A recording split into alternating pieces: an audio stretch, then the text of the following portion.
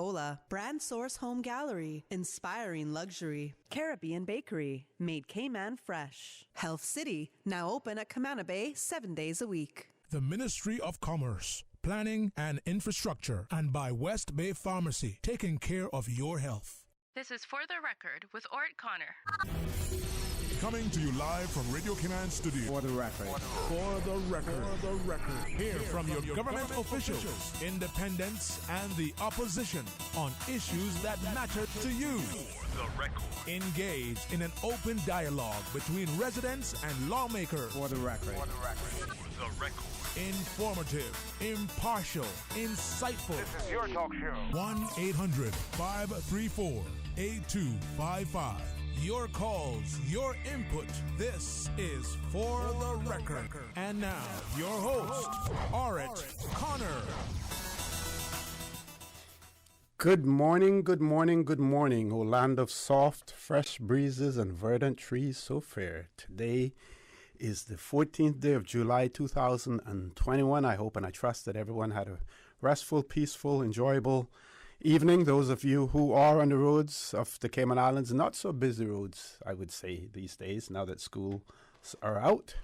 But those of you who are on the roads, whether you're a pedestrian, a cyclist, or operating any type of motorized vehicle, we want to urge you to please be extremely cautious. Ensure that you observe the rules of the road. Remember, the life you save may be your own.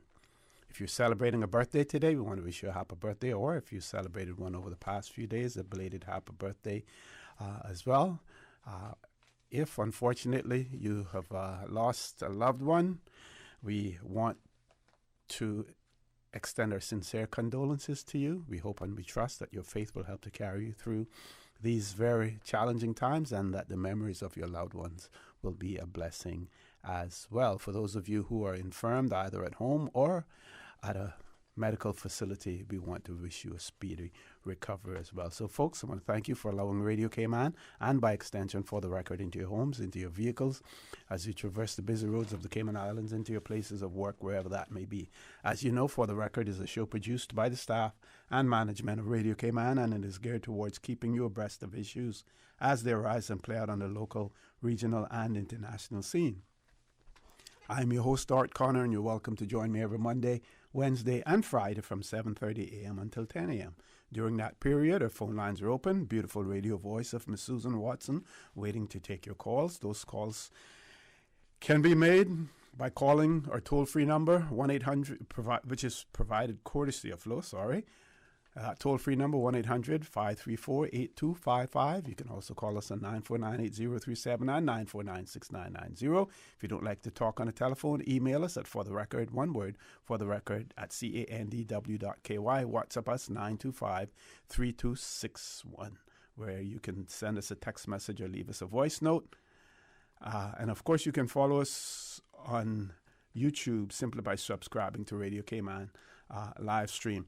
I'm going to very quickly share with you the COVID-19 update from yesterday, and I'm going to dispense with some of the other formalities because we have some very interesting guests in the studio this morning, and we want to give them as much time as possible for them to interact with you, or listening and viewing audience as well. So, COVID-19 update on the 13th of yesterday, the 13th of July. Chief Medical Officer Dr. John Lee reported that 651 COVID-19 tests had been carried out since this was last reported. There was one positive test result in a traveler, and we have the usual figures in terms of the number of doses that have been administered as well. And it seems as if the uptake has been fairly slow now, and we're basically slow walking this whole drive again for people to continue to be vaccinated. And I just want to remind you again, when we look at other jurisdictions similar to ours, the British Virgin Islands, over 1,000 cases now, lots of community spread as well, and of course they had one more death in the past day or two as well. So we need to keep up the pressure here in the Cayman Islands for people who want to, who need to be vaccinated, that should happen as well. Also to remind you that our Parliament will be meeting today. The strategic policy statement will be presented in our Parliament. We will talk more about that as well, but to remind you that it will be carried live on Radio Cayman starting at 10 o'clock, I believe, Ms. Susan, 10 o'clock in the morning. And that will be on Breeze 105.3 FM. And it will be repeated at 7 o'clock tonight. 7:30 tonight for those who may have missed it today. But we will talk more about that. Right now, we want to talk about one of our most important assets that we have in the Cayman Islands. And no, it isn't land. No, it isn't buildings. No, it isn't financial assets in terms of how much money the government may have in a bank account or how much any individual may have in a bank account. We're talking about our youth. And this morning, we will be discussing the Youth Services Unit, the Team Summit 2021 summer camps that are being scheduled. That conversation is going to take place with Mr. James Miles, who is the acting head of the Youth Services Unit. Also with us, Mr.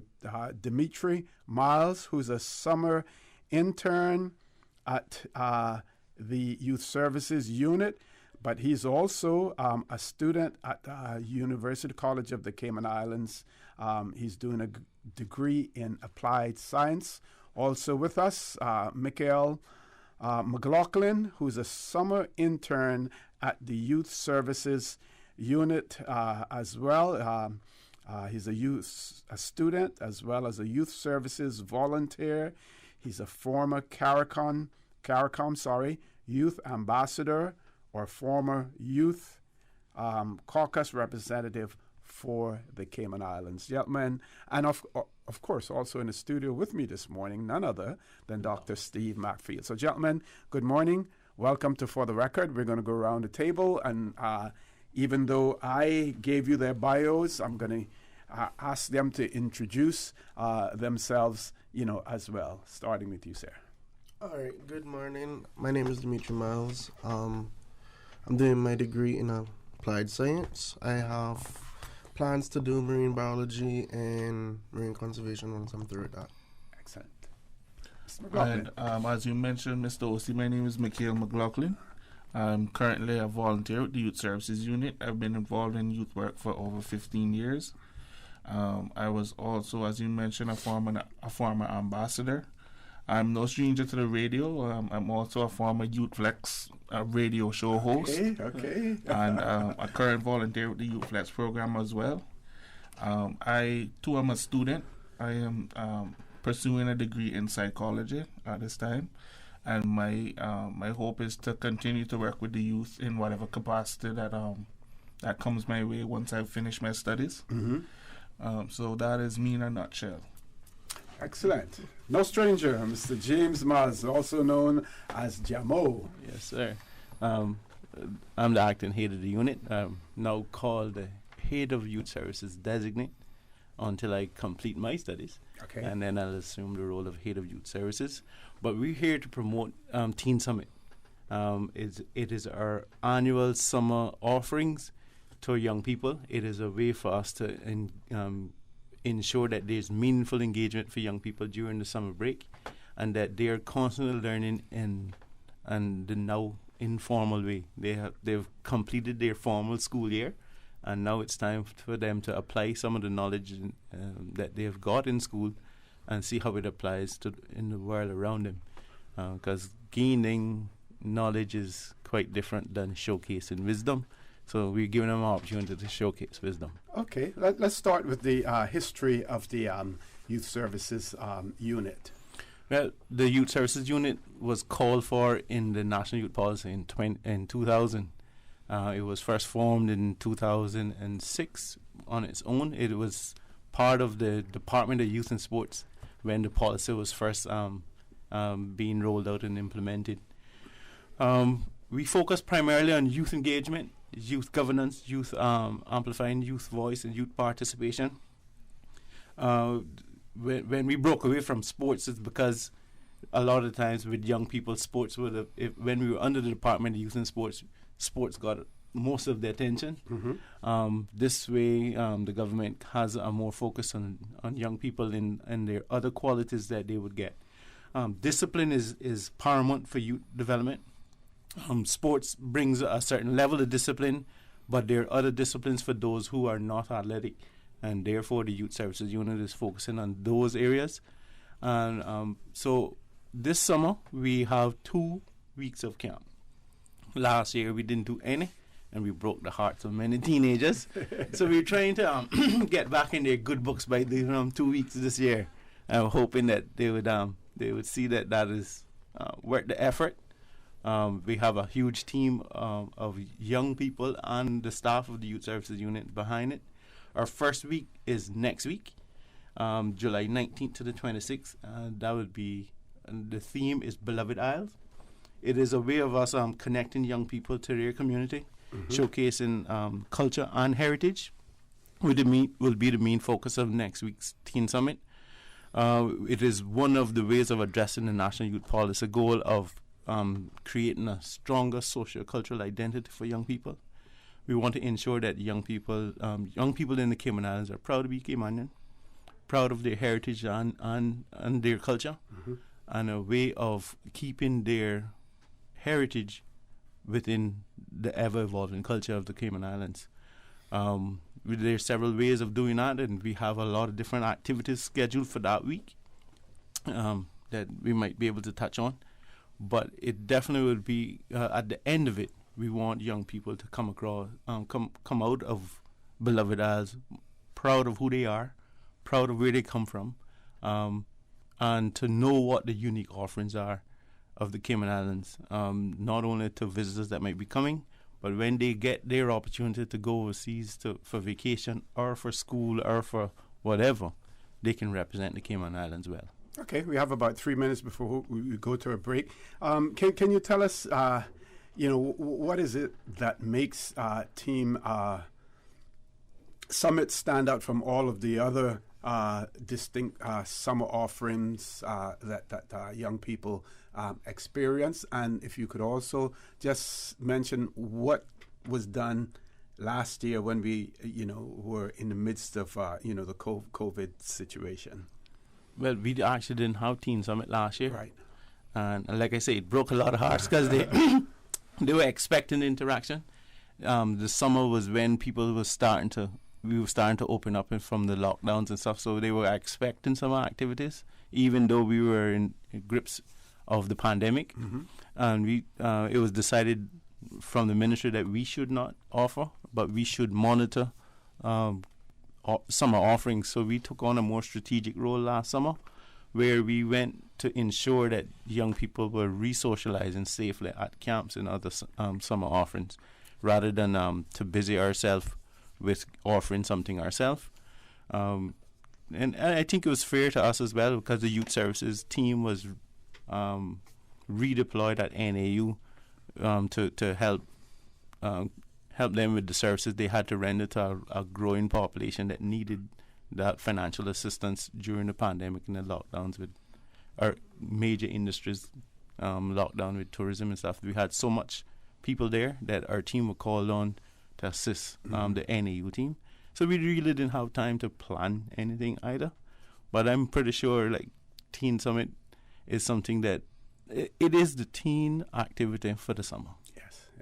So very, very quickly, what do we say to those naysayers, those persons out there who say in the Cayman Islands, young people have nothing to do. There are no activities for them. They have nothing to do. How do you make yourself visible? Because it is quite obvious that you have activities going on. It's quite obvious there's widespread involvement in that. But how do we get that those success stories out to the public? I think it takes forums like this to help to amplify the success stories, and I think it's because we are a humble people that we don't toot our horn or we try not to even toot other people's horn. So since I don't want to toot my horn, I'll toot the horn of the sports department. Just take the other department that helps us fill the gap for summer offerings. Sports has tons of camps, and young people like running up and down.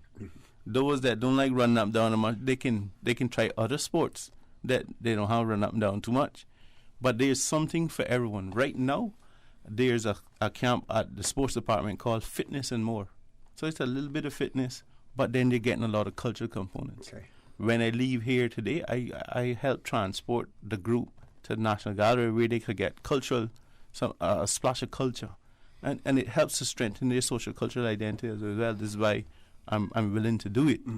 And I think it takes all of these different departments to do it, but we're so busy getting things done, doing things, that we don't really pause and say, here is the success cases. The only time we get to do that is when we put them on the billboard, are proud of them. Okay. Folks, we're going to take a commercial break. When we return, the conversation will continue about the Youth Services Unit, the Teen Summer 2021 summer camps that are taking place. Conversation is taking place with Mr. James Miles, Mr. Dimitri Miles, and Mr. Michael McLaughlin. Please stay tuned for the record. We'll be back shortly. Show it off, girl.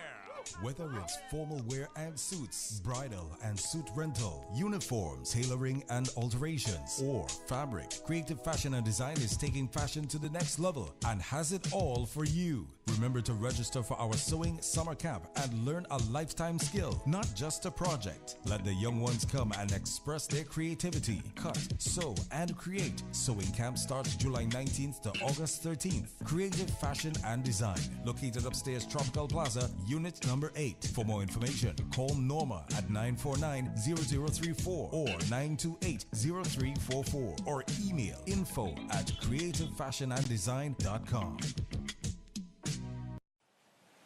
The Cayman Islands boasts of a long, colorful, and rich history. In tribute to our roots, Radio Cayman, the voice of the Cayman Islands, is pleased to bring you the Historical Vignette Series, brought to you by Rotary Central. For more than 110 years, Rotary members have used their passion, energy, and intelligence to take action on sustainable projects. The Cayman Islands, he hath founded it upon the seas.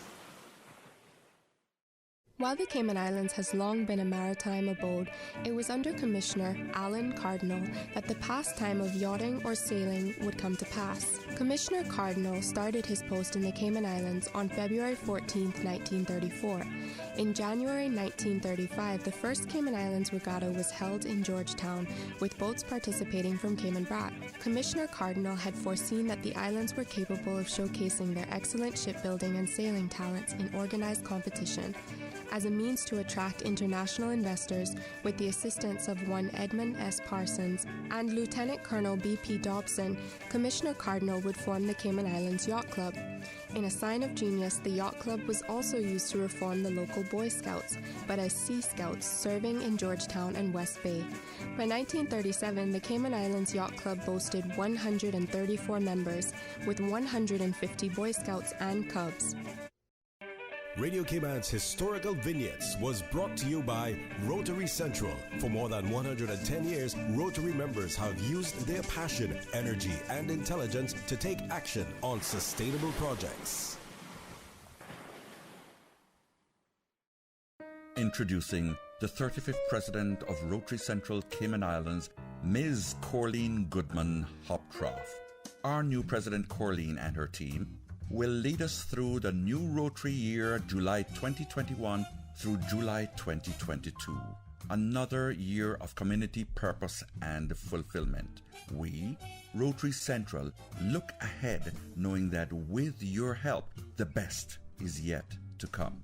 President Corleen leads us as we join over 1.2 million Rotarians across 35,000 Rotary clubs around the world under a new Rotary International theme, a new banner: Serve to Change Lives. Serve to change lives in our community, Grand Cayman, Cayman Brac, and Little Cayman serve to change lives, yours and ours.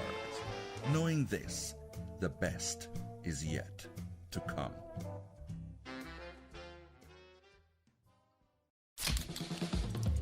What's that? No sugar, same amazing taste? Coca-Cola Zero Sugar is here to stay. Classic taste, pure satisfaction. Be sure to stop into any Tortuga location and get your own case of Coke Zero. Or grab an ice-cold one straight from the cooler. Brought to you by Tortuga Distributors Limited. Coca-Cola, taste the feeling, Cayman. Did you know that defective airbags can cause serious injury or even death if not repaired immediately? Right now, millions of vehicles around the world are under recall for faulty Takata airbags, and yours could be one of them. At Vant Motors, our priority is to make sure the Toyota or Ford you drive is safe. So we are offering customers a free, fast, and easy airbag swap out if your vehicle was manufactured in 2016 or earlier. Find out if you need to have new airbags installed by emailing your Ford or Toyota vehicle's VIN or vehicle identification number to service@vantmotors.com or stop by Vamp's Service Center or call us at 949-2245. Don't risk it. Get the airbags in your Toyota or Ford checked for free at Vant Motors on Walkers Road. Make your house into a home. Welcome to Brand Source Home Gallery, your source for premium products and a premium experience. We'll design and install your dream kitchen with crafted cabinets, complemented with elegant appliances. We'll fill it with quality houseware and cookware. Custom-designed closet and storage solutions organize and beautify any area. And with the finest bedding, you'll get a perfect night's sleep knowing Brand Source Home Gallery has everything you need to make your house a home. Are you feeling sick, but don't feel ill enough to go to the doctor? Ask your pharmacist for advice. Here at West Bay Pharmacy, our pharmacists have been trained to offer helpful, easy-to-understand advice on the treatment of everyday minor ailments for yourself and all the family. Anything from headaches, cough and sore throat, to cold sores, our pharmacists will know when medical help is needed and will not hesitate to refer you to your doctor if your symptoms demand it. Like doctors, our pharmacists have a professional code, which means all personal information you give them will be treated in the strictest confidence. Visit us today at West Bay Pharmacy, where we care about your health. System 1 loaded. 1-800-534-8255. What is on your mind when it comes to the government, independence, and the opposition? Issues that matter to you. 1-800-534-8255. Waiting to hear from you. For the record. This is For the Record with Ort Connor. Good morning and welcome back to For the Record.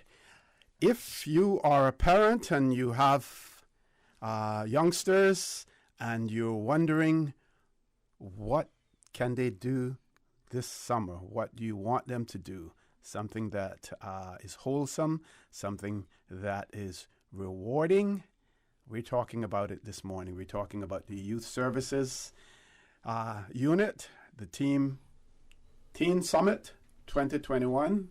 There's summer camps that are taking place. Mr. James Mile, who's the acting head of the Youth Services Unit, is with us. We also have 2 summer interns, Mr. Dimitri Miles and Mr. Michael McLaughlin. We're going to hear from Mr. Dimitri Miles now. I want to hear from you and tell us what inspired you to be involved with the Youth Services Unit and what benefits have accrued to you as a result of your involvement. Okay. So, I often see James around in the community. Yeah, come a little closer to me. Oh, okay, sorry. So, like I said, I see Mr. James around in the community a lot. Mm-hmm. And I have some friends and family that have worked with Mr. James before, and they always talk highly of him. I have some friends that have done the camp before, and they enjoyed the camp a lot. And that is something that I've wanted to do. I wanted to work with the youth, help promote positivity in the community. Mm-hmm. So I wanted to take the opportunity to work with him and help spread positive things to the community as well. Okay, Mr. McLaughlin. Yes, sir. Well, as I mentioned before, I'm no stranger to youth work. I've been volunteering on and off for the past 15 years. This time around, I hadn't been involved for quite some time. And to be quite honest, I missed youth work in that entire realm of things. And so I contacted James shortly before summer and started as a volunteer. So I've been assisting with the planning process from about 2 months ago, along with some other projects that the unit has been working on. And then once summer started, I was confirmed as an intern. And I choose to involve myself in youth work because I feel it's very important. People always say the youth are our future, and it might seem cliche, but that is the truth. I feel like there's no other field that would make you feel more fulfilled. There's nothing that would be a better use of your time, and that's why I choose to involve myself with youth work in general. This is not my first time being involved in summer camps either. It is, however, my first teen summit. So I'm looking forward to it, and I'm just going in with the hope that young people will come back out of these camps with not just knowledge but pride in terms of who they are, and what it means to be Caymanian, and also that they would share this information with their peers and spread the word, so that we won't just impact the 40 campers that we intend to house at the camp, but it'll be multiplied based on their spreading the word. Okay. Now, Mr. Miles, I know that you're going to leave us early, and we're going to invite Mr. Miles and Mr. McLaughlin to remain with us after the 8 o'clock news so that we can talk some more.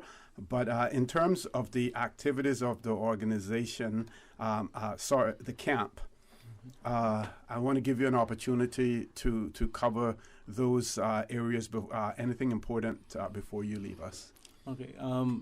For Beloved Isle, some of the major features will be them visiting historical sites. They will be doing a scavenger hunt, like a walk through town, the historic walk around the newly renamed Seafarers Way and all of those things that are uniquely Caymanian. Mm-hmm. There'll be a scavenger hunt. There'll be beach Olympics. There'll be and then we actually end Beloved Isle with an event at Cayman Turtle Center, which is very unique offering that the Cayman Islands offers globally. There's no one else has it. Mm-hmm. And then the following week would be on Onward. Is a leadership and visionary type stuff. Is connecting young people in their with their society. A lot of civic components on it. Mm-hmm. Knowing about the government, how it works. And then about finding out about themselves, they'll do some personality testing to see what their proclivities are, so we can help channel them and to become better decision makers. Okay, so given the global state of affairs as they are today, what is the unit trying to achieve by having teams summit focus on our heritage, on our culture, on leadership? Why focus on these unique areas? Why is the focus on that? Not only that it's called for in the National Youth Policy, but if we can get young people to where they know who they are, know what they offer their families, their community, and their country, and know what they offer to the world and what Cayman offers to the world, I think we'll have better statespeople. And I think that is what the Youth Services Unit wants to do, to develop young people to be stately, to be positive contributors to not only our community but to be global citizens. Okay, and can you tell us the significance of you taking on young people, young Caymanians, to assist you as your support staff? Well, it is one way of them applying the knowledge that they have, applying the skills that they have, and they will acquire new skills throughout this week as well. they'll be rubbing shoulders with the rest of my youth services unit team who has some experience in doing what we do. We've set a standard of doing it well, and we're trying to pass that on to a younger generation. And this is why we took on 9 interns. You'll get to see some more of them. Well, later on, people will get to see more of them. Yes. We'll have another set on for Talk Today and another set on for Youth Flex later on this afternoon as well. You'll see them in the media, the young people that are interns at the Youth Services Unit. We are now sharing our skill sets with the next generation below us, that they can share it with the next generation below them. Okay, and what comfort can you give parents who are sending their children to these camps that they're in safe hands?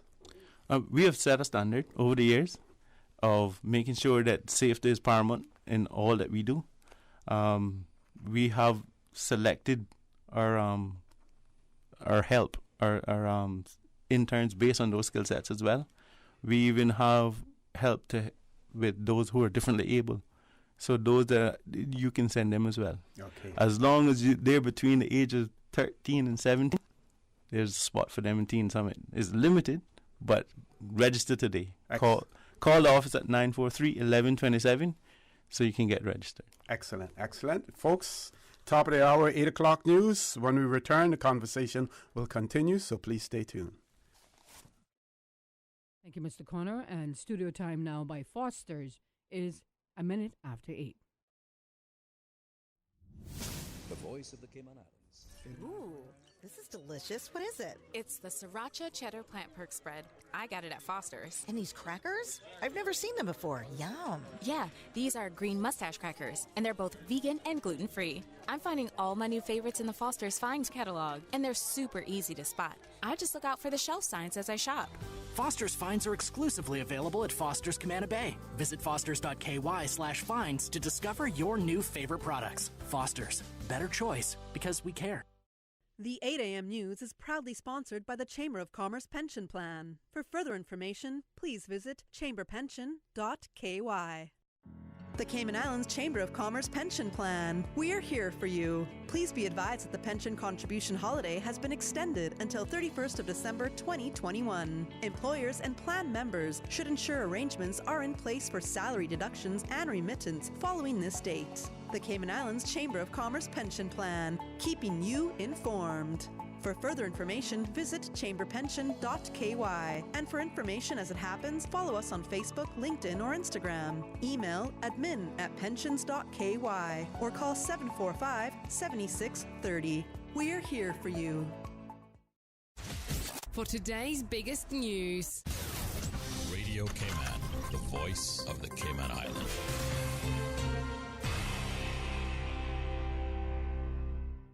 With your latest news, I'm Karsley Fuller. The Office of the Ombudsman issues a data protection enforcement order against the Department of Agriculture. Radio Cayman's April Cummings has more. The Ombudsman orders the Department of Agriculture to stop collecting personal data from customers purchasing retail goods and to delete any personal data collected without a legal basis. The Ombudsman also says the DOA must provide a privacy notice when collecting personal data. A member of the public submitted a complaint stating the DOA was unnecessarily collecting personal data from individuals purchasing retail goods like plants and trees.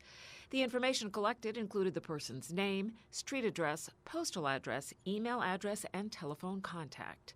The Ombudsman found the DOA had no privacy notification process to inform its customers about who was processing the information or the specific purposes for which that information was being processed.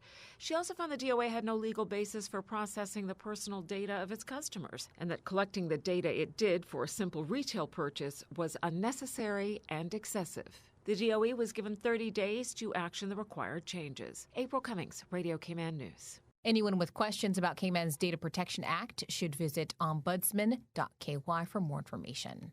This summer, Minds Inspired is working with local media sources to present a 7-day journalism and media summer camp. Participating Media House Cayman current editor Patrick Brindell tells Radio Cayman News the camp has 2 goals. The camp really has 2 main objectives. One is for the students to become more discerning consumers of media, to know the difference between entertainment, gossip, opinions, and analysis, for example, and to have an awareness of the work and standards that go into producing objective, trustworthy professional journalism. The second is to show them how the news industry works, and importantly, to let them participate and to see if that sparks an interest in journalism and media that could lead to a career in the field. The camp is scheduled to take place in August for ages 14 through 17. To register for this free journalism camp, visit mindsinspire.ky before July 16th. And Cineco is opening a new branch at the Country Corner Shopping Center in Savannah. It opens to the public on July 19th with a goal of making things easier for Cineco members in the Eastern Districts. The branch will be open from 9 until 4:30 p.m., a half hour later than the main office in Georgetown. The branch will not be able to accept premium payments, but you can make those at the Cayman National Bank right there or online. If you have any questions, you can call Cineco on 949-8101. Now with a check of international news, here's the BBC, which will take us out of the newscast. I'm Karsley Fuller from Radio Cayman's newsroom. BBC News with Moira Alderson. The Taliban say they've captured Afghanistan's strategic Speen Baldak border crossing with Pakistan as the group continues to make sweeping territorial gains.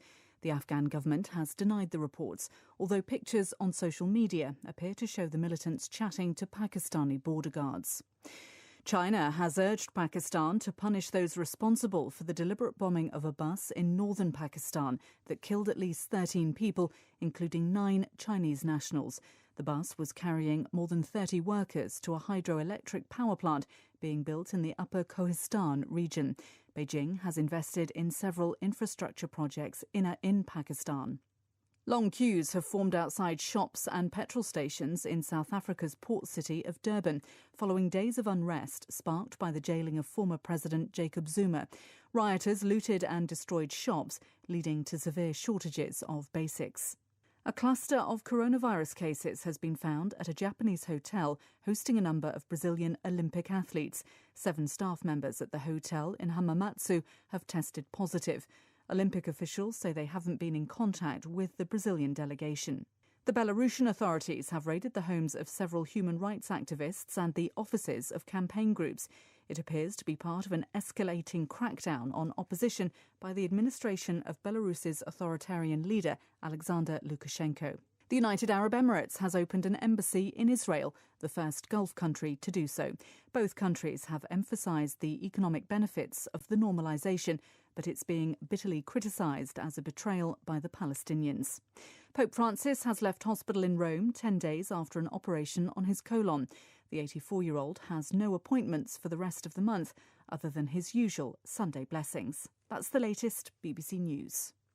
The 8 a.m. news is proudly sponsored by the Chamber of Commerce Pension Plan. For further information, please visit chamberpension.ky.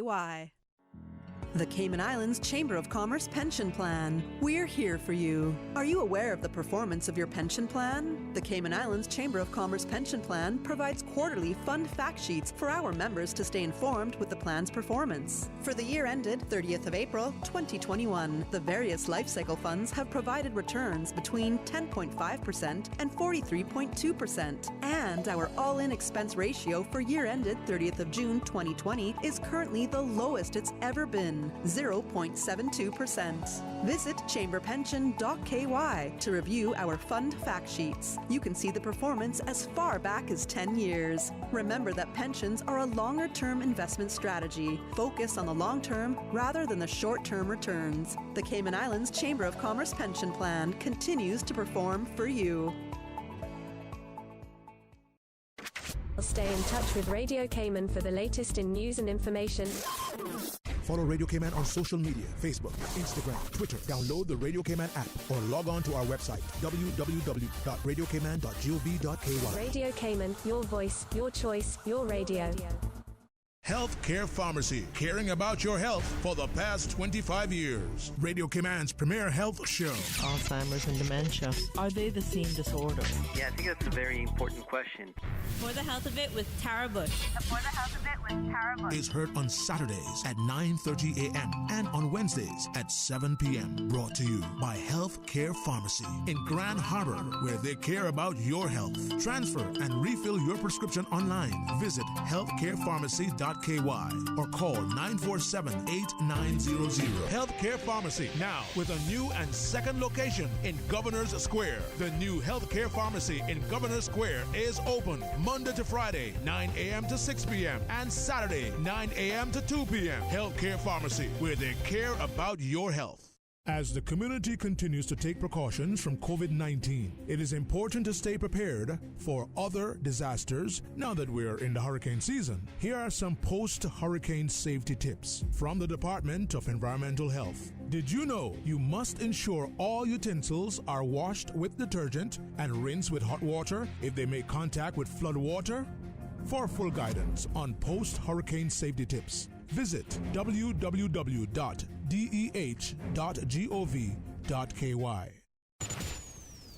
Radio Cayman News. One is killed, 5 others injured during an early morning shooting in central Georgetown, the second in a week. The National Security Council held an emergency meeting. Additional officers have been called out to assist with this investigation. The shocking outbreak of gun crime in the past 2 weeks cannot and will not be allowed to continue. Radio Cayman. Your voice, your choice for today's biggest news. The 8:10 a.m. weather report, Monday through Friday, is proudly sponsored by Pan American International Insurance Corporation. Pan American International Insurance Corporation, meeting the life, accident, and health insurance needs of individuals and businesses to ensure financial security and peace of mind. For more information, call 949-8304 or visit www.palig.com. That's PALIG.com. For over 100 years, more than 5.8 million people across the Americas and the Caribbean have placed their trust in Pan American Life Insurance Group. We have delivered on our promise and have proven that we are more than an insurance company. We are family. To learn more about our first-in-class individual and group life, disability and accident solutions, please visit Pan American International Insurance Corporation at Unit 221, Cannon Place East, North Sound Road, Grand Cayman, or contact us at 949-8304 and visit us online at www.palig.com. Pan American Life, people you can trust for life.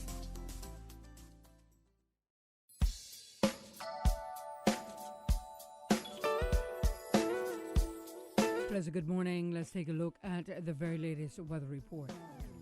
Current temperature is 85 degrees. Relative humidity is 84%. The barometric pressure 30.05 inches and rising. The wind is out of the east-northeast at 12 knots. Overnight low temperature was 83. Synopsis indicate moderate easterly winds and seas will continue across the Cayman area for the next 24 hours in association with a weak pressure gradient over the Caribbean Sea. Radar images show isolated showers to the southwest of the Cayman area, moving towards the west. Now the forecast for today, calling for partly cloudy skies with a 20% chance of showers, and temperatures will be in the upper 80s. Winds will be east to northeast at 10 to 15 knots, and seas will be moderate with wave heights of 2 to 4 feet.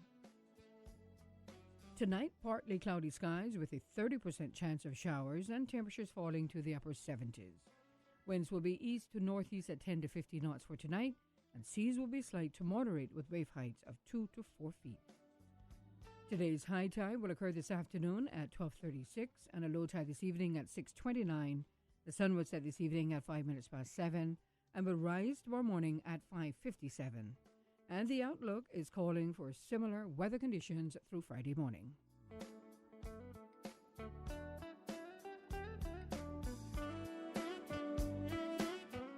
10 a.m. weather report, Monday through Friday, is proudly sponsored by Pan American International Insurance Corporation. Pan American International Insurance Corporation, meeting the life, accident, and health insurance needs of individuals and businesses to ensure financial security and peace of mind. For more information, call 949-8304 or visit www.palig.com. That's PALIG.com. For over 100 years, more than 5.8 million people across the Americas and the Caribbean have placed their trust in Pan American Life Insurance Group. We have delivered on our promise and have proven that we're more than just an insurance company, we're family. To learn more about our first-in-class group health and employee benefit solutions, please visit Pan American Life Insurance Company of the Cayman Islands at Unit 221, Cannon Place East, North Sound Road, Grand Cayman. or contact us at 949-8304. You can also visit us online at www.palig.com. Pan American Life. People you can trust for life. During these unprecedented times, Radio Cayman, the voice of the Cayman Islands, is pleased to bring you the Cayman Strong Series. The Cayman Strong Series is brought to you by OnCourse Cayman. Visit oncourse.ky to view a full list of wellness services and their qualified team.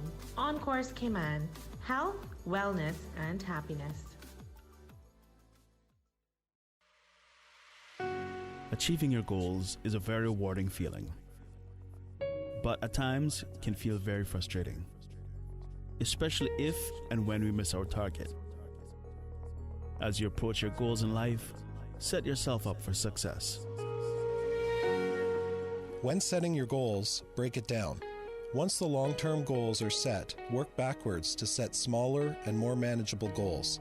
These should be specific, measurable, and achievable. For example, study in the library for 1 hour 3 times per week instead of study more. Consider what you need to do daily, weekly, or by the end of the year in order to succeed. Smaller goals allow you to focus on the essential steps today to ensure you are prepared when tomorrow's opportunities become available. Change your thinking and change your life. Radio Cayman's Cayman Strong Series was brought to you by OnCourse Cayman. Visit oncourse.ky to view a full list of wellness services and their qualified team. OnCourse Cayman, health, wellness, and happiness. These days, feelings of loneliness, anxiety, stress, and depression can be overwhelming. Just know you are not alone. OnCourse Cayman offers private mental health services for children, teens, adults, and groups. Visit oncourse.ky to view a full list of wellness services and their qualified team. OnCourse Cayman, health, wellness, and happiness. The traffic report is brought to you by Subway. Planning a meeting, event, or office celebration? Visit subway.ky to place your catering order today.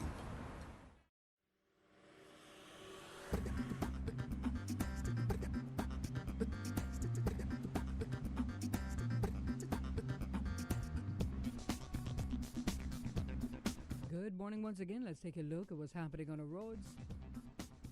Traffic flowing moderately on Huldah Avenue, Godfrey Dixon Way, and Eastern Avenue.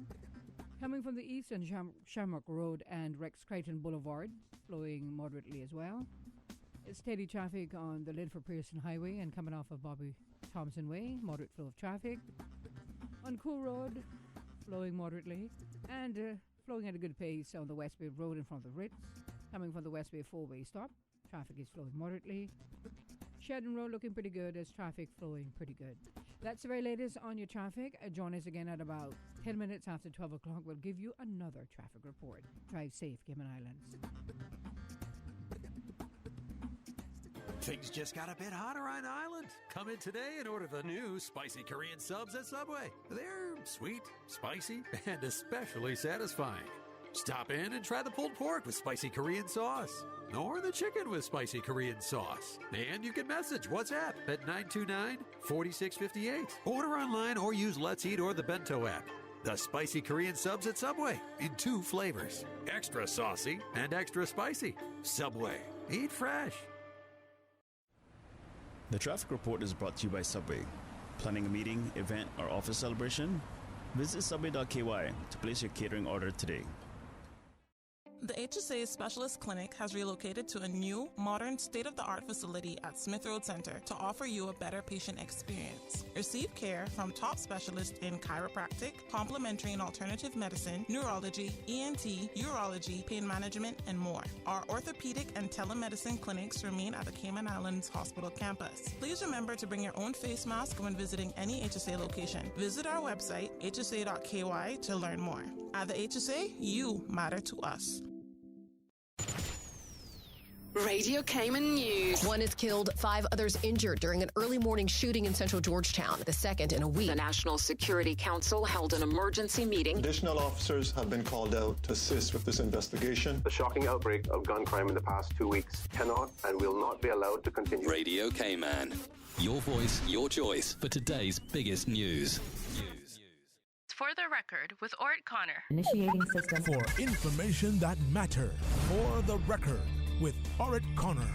Continues right now on Radio Cayman. Good morning and welcome back to For the Record. In the studio with me this morning, we have Dr. Steve McField. We also have with us Mr. James Miles, who is the acting director of the Youth Services unit. We also have with us Mr. Dimitri Miles, who's a summer intern at the Youth Services unit, and Michael McLaughlin is a summer intern as well. And we know that they have to leave us soon because they have work to do. Unlike some of us, I shouldn't say some of us, like me, they have a job to go to. So, Mr. Miles, I asked the question earlier about parents being comfortable that their children are in safe hands. And I sort of couched what I wanted to say. And, sometimes this show can be hard-hitting, and sometimes I don't pull any punches whatsoever. And really what I wanted to say was that in Cayman, we have a tendency to bring people from the outside who we do not know, who do not know us. And only when some incident occurs that we find out what the background of that individual is and what their past misdeeds may have been. We note that there are certain qualifications in order for you to be a volunteer. I think tell us about that, how the safeguards that you have put in place. So one of the good things that I'm blessed with is a civil service that embraces student interns. Student interns must be Caymanian. We must know about who they are and what they do, what they're studying, and if the internship can assist with them applying the knowledge that they're studying and to showcase their wisdom.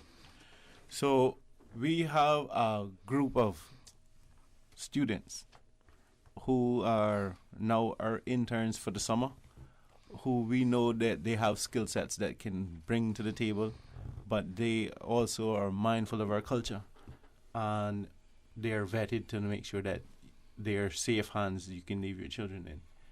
We also take it upon ourselves at Youth Services Unit to be trained in child protection and child safety and all the other stuff to do with as proper youth development officers, and those skill sets are being shared with the young people who are interns as well. We also even have on board teachers who are trained in all of this child protection stuff and to engage with differently able. So even if you have differently able children that you say, I would really like for my child to be socialized in this way, they can be facilitated in our offerings. So if you have a child that is differently able, we have Ms. Donnie McCoy on board that we can make sure that there's meaningful interactions for your child as well. As long as they're between the age of 13 and 17, there's a spot for them at Teen Summit. It costs $100 each week, but it is worth the investment. And $100 in today's money is not a whole lot of money, Doc. Plus for a week, for a whole week. And you're feeding them too? Yeah. That's. I should come there then. Actually, sir, you would be welcome. I think spending 10 minutes with you would be a blessing for young people. I'll try to see if during any of our stops we could actually get to spend some time with you. I know that your tour is very busy. But if you can spend some time with our Teen Summit, I think it'll be a blessing for young people. Thank you. Excellent. So two other things that we want to talk about, the type of feedback that you get from the participants and the parents who are involved in it. And some of the takeaways that you hope will come from this Team Summit? Well, over the years, the offerings of Teen Summit has drawn real great feedback from parents and young people. And we've seen the lives of young people change, and parents testify to that as well. And I think it makes it easy for us to fill our camps. Because they are also repeat. They always want to enjoy the Teen Summit experience and to bring a friend, which is they're welcome to come. We limited to 40 because of our capacity, and we want to make sure that it's meaningful for everyone. If the group is too big, sometimes you don't touch the life with the amount of impact that you want. So we try to keep it at that optimal level where the staff and student ratios are right, and that the young people can get as much from the week that we have planned for them. So the feedback has been great. We look forward to seeing young people at Teen Summit this summer. We're trying to make our young people the best version of themselves, and we promise to pour in as much information that we have into them, and we try to create as much opportunities for them to showcase what they've learned. Okay. The other Miles and Mr. McLaughlin, let's talk about some of the memorable incidents in terms of the camps that you're familiar with. Well, as I mentioned before, this is my first Teen Summit, but I have been involved with youth services camps for quite some time. It would be a bit difficult to specify a particular memory, but I can say in general and overall that I enjoyed these camps as a youngster myself, and I found them very informative. It was a great way to spend my summer holidays as a youth, and being involved in the planning process since that time, I can say that these camps are definitely what I'm trying to say is the staff put the amount of effort in that is required in order for it to be extraordinary in terms of what is delivered. And so I would encourage any young person between that age group to get involved. They're guaranteed to enjoy themselves. And, this is something that we build on every year. We evaluate and we go back to the drawing board. And every year we try to improve as much as we can. And so I would think that they're guaranteed to have a positive experience. Definitely. Dimitri? Me too. I also have not done any Teen Summits myself personally, but like I said before, I have friends that have done it. And one thing that I think most of the people that I know that have done it come back to me and say they have found to be the most memorable experience to them has to be the scavenger hunt. So they go around the whole island, right, Mr. Dins? They go around the whole island. They have to prove that they went to the spot. They have to take a picture or do a certain activity, whatever it is for that year, throughout there, and then they just have a good time at the end of it. And I think that would be something that they should come for this year as well, because we are doing it this year. And Dimitri is in charge of the Beach Olympics. This is another thing that we do. Okay. We do it every summer. I know that this year is the Olympic year, which slide from last year. But and we don't know what's going to happen now because we see a COVID-19 outbreak over there as well. Exactly. But anyhow, we're hoping that nothing happens at our Beach Olympics. Dimitri is actually in charge of the Beach Olympics. It's one of those staples that young people enjoy. They also like the kickball match. They like playing Jeopardy. So it's pretty cool. Some of the must-haves is still there, and we have some new stuff that we bringing on board. One of the standout stuff in Onward is us, the young people and the Teen Summit delivering meals for Meals on Wheels. Okay.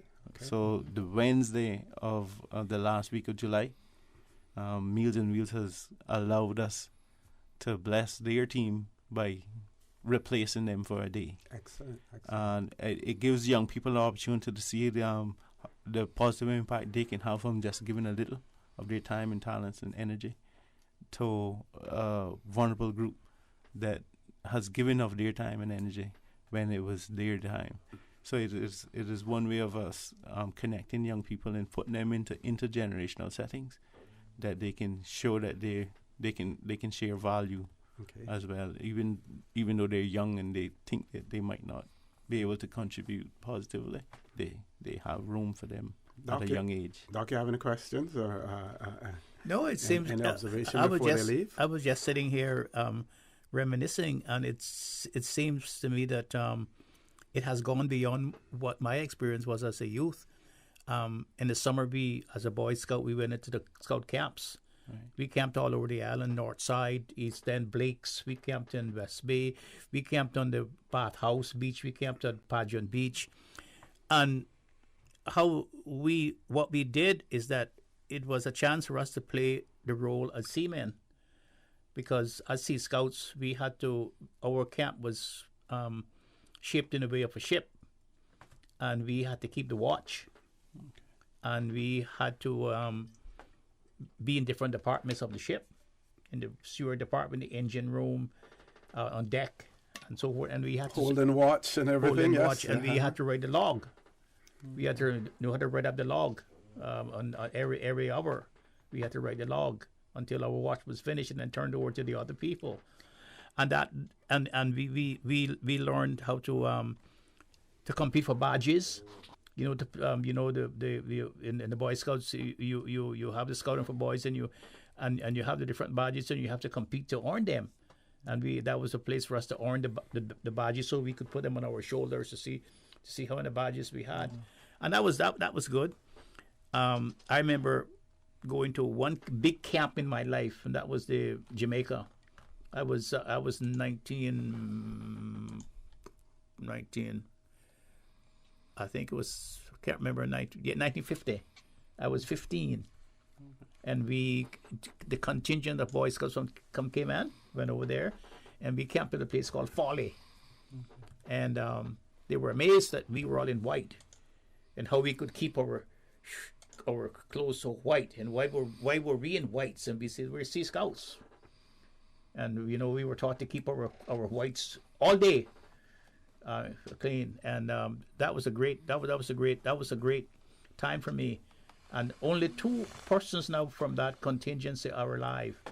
Myself and a guy called Trenwick Miller from Northside, Teacher McField, Mr. Melna McCoy, Dr. Melna McCoy, Mr. Rankin from East End, Mr. Warner Jackson. All of them are deceased. Warner Bernard, Louis Ebanks. It was a great team. Mm-hmm. That sort of thing paved the way for the jobs that the only jobs that we had the opportunity to get at the time. That was to go to sea with National Bulk. Mm-hmm. So when we went on with National Bulk, we understood what the ship was all about. Okay. James, we're going to give you an opportunity for some quick closing comments, and then let you go. Well, I want to thank you all for giving us the time to promote our Teen Summit. It is for young people aged 13 to 17. Even if you're differently able, there's a spot for you. It's limited to 40 campers each week. It is for 2 weeks and starts next Monday. Cost is $100 per camp.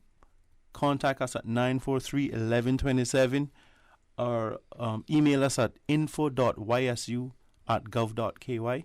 I want to thank Sol Petroleum for their sponsorship. We want to thank Budget for their contributions. And other sponsors that are coming on board, like TCP Paint Shop, will be becoming a sponsor as well. And any of those that are that will come on board, we'll find opportunity to promote them as well. But we want to thank them for participating. I think the public-private participation for youth development is great in this country, and it needs to continue. We have so much room for growth, and I have learned and I've taken some notes just from discussions this morning with Dr. Steve on things that we could do and to bring back shipbuilding and shipwriting and to find a way of instilling discipline and inculcating a society where inculcating the young people the importance of having a cohesive society. Excellent. Okay, all the best to you, young men. Take care, folks. Before you go, Mr. Osio, sure. like to Yes, add yes. that youth services staff will be at the government administration building today from 11:30 to 1 to do registration for the camps. Okay. So you guys can feel free to come by. And even if you aren't able to pay the fee up front, we would still encourage you to register. Right. And we will deal with the finances at a different time. Excellent. Okay, we're going to take a commercial break. When we return, the conversation with Dr. Steve Macfield will continue.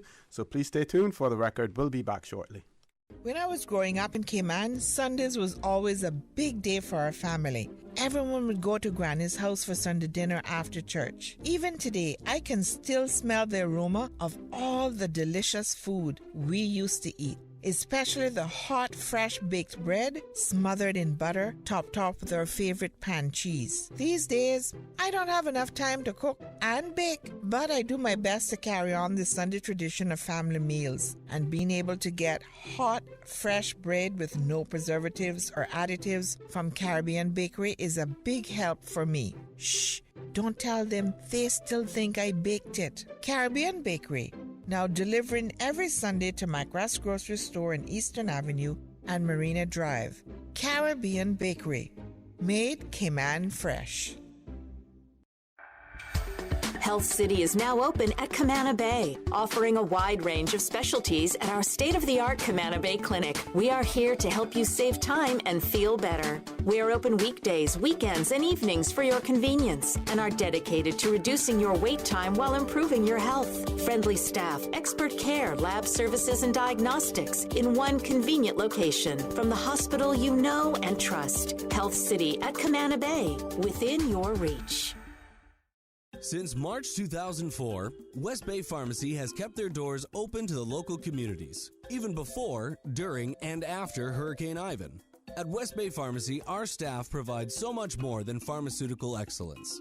From the moment you walk through our doors to completing your cash out, our staff will have put your healthcare concerns at ease.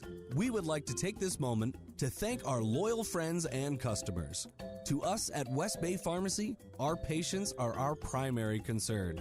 We provide thorough background checks and precise calculations to ensure your medical safety. Thank you for being a part of our family and for choosing West Bay Pharmacy, where we care about your health. Want to continue your education but don't have the money? UCCI has more than $100,000 in new scholarships, but you need to apply by July 16th. You may qualify for up to $4,000 per year, depending on your area of study. Several new scholarships are targeted at students with financial need. The money is there, but the deadline is approaching fast. Visit ucci.edu.ky/financial aid. Call 623-8224 or visit the on-campus one-stop center for more information. System 1 loaded. 1-800-534-8255. What is on your mind when it comes to the government, independence, and the opposition? Issues that matter to you. 1-800-534-8255. Waiting to hear from you. For the record. This is For the Record with Ort Connor. Good morning, and welcome back to For the Record. The folks from the Youth Services Unit, Acting Director Mr. James Miles, also Mr. Dimitri Miles and Michael McLaughlin. They have all left us now. We have a caller, but before we go to the caller, I just want to remind our listeners that Parliament will be sitting today, Wednesday, the 14th of July. The highlight will be the government's presentation of its first strategic policy statement, which provides economic and financial forecasts for the next 3 financial years from the 1st of January 2022 to the 31st of December 2024. It will also include government's broad policy outcomes, which will guide the development and implementation of government policy during this period. Also scheduled at this meeting is the presentation of a number of annual reports of ministries as well as statutory authorities and government companies. And again, we invite you to follow the proceedings on Radio Cayman, live on Radio Cayman 105.3 FM. And it will be repeated on Radio Cayman 105.3 FM again. 89.9, sorry. It will be repeated 89.9 at 7:30 tonight. We know that some of the notices that went out may have mentioned government TV, may have mentioned other media that you can follow the proceedings on. Radio Cayman may have been left out of that, probably accidentally left off it. That is one of the reasons why I am highlighting it here, because we know that Radio Cayman is your radio station, the people's radio station. So, Doc, so many things that we can talk about this morning. One of the things that I want to start to talk about. Oh, shucks, yes. The caller. I'm sorry. Let's go to the phone lines. Caller, good morning. Welcome to For the Record. My apologies. Good morning, Mr. O.C. and Dr. Mike Field. Good morning, sir. How are you? And I want to add someone else. I don't know if she's Miss or Mrs. Susan, but she's part of the success of your program. Yes, Miss Susan. Mm-hmm. Well, Mr. O.C., I don't need to mention that the police have been in the news a lot lately, and I got questions that I don't know if they think I have some connection with you and I can get everything correct. But anyway, they say, why is this and why is that? And I said, I cannot comment. I really don't know. Well, ask Mr. O.C. Would you ask Mr. O.C.? I said, yes, I'll be happy if I can remember it. But I mentioned about the police. Mr. O.C., you and I and Dr. Mike Field grew up in a different world than we have today. I mean, Cayman was different. And the younger people don't really understand, they don't know. And I'm surprised that how little they know of really what happened back way then. I got that from getting calls thanking me for information that I put in the press. One guy told me, he said, I hadn't heard a thing about the Orinoco. I hadn't heard about the Majestic. Mm-hmm. I heard about when you rescued 17 shark fishermen who were out of food and water. Mm-hmm. But they went on, and I said, boy, I didn't know. So they asked me, and I promised that one of these days I'll try to sit down long enough to put it all together in a little book. Anyway, Mr. O.C., the prime thing for calling you is to ask you if you can tell me how many men are in the police force at this time. Okay. And you don't have to ask me now. Mm-hmm, mm-hmm. I know you have pressed the time, and so am I. But you could answer it later on, and these people will be listening. But what I want to ask you and Dr. Steve, that during the time of your growing up and traveling, have you ever been to any foreign country where you did not see police foot patrol?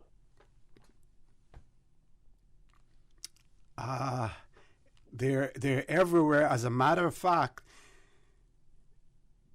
now the focus is more on community policing, visibility, and those areas where they can be on foot patrol, they are as well. Even in some jurisdictions, they're bicycles, mm-hmm. as opposed to being on foot as well. But that is been more of the focus. I'm not a police expert, but or a policing expert, but certainly the whole idea of community policing, high visibility, those are the things that help to gain the public's confidence and the public's trust in sharing information with the authorities. Anything you want to add to that, Doc? I think the problem that we have now that we did not have in the old days when we were growing up in the 40s and 50s and the 60s, the police were indigenous to the country. Everybody knew who the policemen were and their families, and the policemen knew everybody and their families. Mm-hmm. When I was growing up, I think the extent of the police force were 9 people, with Mr. Rod Watler would be. We would call he was the Inspector Watler, but he would be like what we would call the Chief of Police today, and his deputy would be like Sergeant Nixon. Mm-hmm. And Boy Ebanks and so forth, and John McLean and Dudley McLaughlin and all of those Delworth. And they knew everybody in the country. People knew them, and people had confidence in them, and they were interested in seeing their community behaving in a peaceful way. They had an interest. In other words, the old cliche, they had skin in the game. Today, most of the policemen are from someplace else. They are of a different culture. They come to work to get a better living, to get a better standard of living. And I can bet you, and I believe without fear of contradiction, if our dollar hadn't been 125 the US dollar, they would not come here to work. If we didn't have, it wasn't for our money.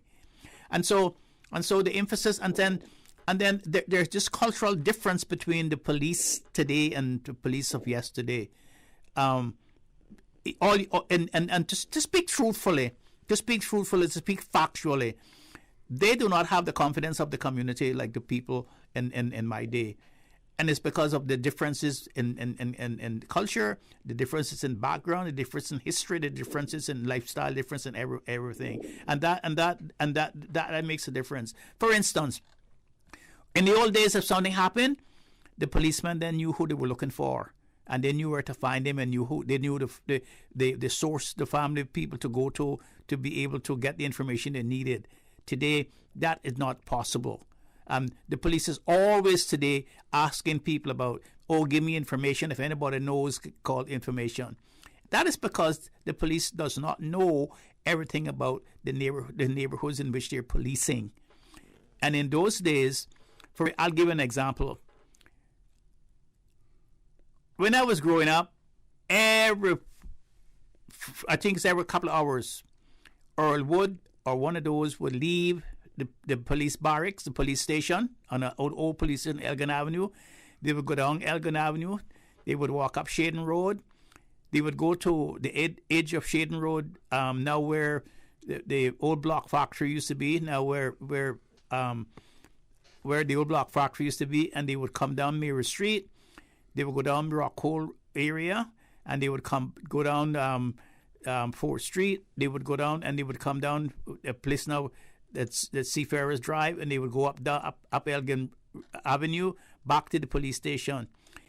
If I was not coming home from school, if I was playing marbles in school and not coming home from school, or playing baseball or playing cricket, and I was not coming home from school after school, my mother would tell me, if you don't come back from school, when Earl Wood passes here or Clifton Bodden passes here again, I'm going to let him know. And you did not want Earl Wood or Clifton Bodden to speak to you and to threaten you with taking you to the police station. That would be something that you would not want, because you could not sleep at night if they did that. That's the difference. Caller is there? Yes, I'm still here. I endorse everything he said, except I noticed that he circumvented what my question was. Foot Patrol. Yes, Foot Patrol. They knew everything. They knew who came to your house from East End. They knew this, if a stranger came on the island, they knew where they live. They knew everything about their neighborhood. They knew how many children you had. They knew everything about your families. Okay. Caller, we have to go to a commercial break now, but when we return, we will continue to discuss the area of foot patrols as well. Please stay tuned. For the record, we'll be back shortly. Did you know that defective airbags can cause serious injury or even death if not repaired immediately? Right now, millions of vehicles around the world are under recall for faulty Takata airbags, and yours could be one of them. At Vant Motors, our priority is to make sure the Toyota or Ford you drive is safe. So we are offering customers a free, fast, and easy airbag swap out if your vehicle was manufactured in 2016 or earlier. Find out if you need to have new airbags installed by emailing your Ford or Toyota vehicle's VIN or vehicle identification number to service@vantmotors.com or stop by Vamp's Service Center or call us at 949-2245. Don't risk it. Get the airbags in your Toyota or Ford checked for free at Vant Motors on Walkers Road. What's that?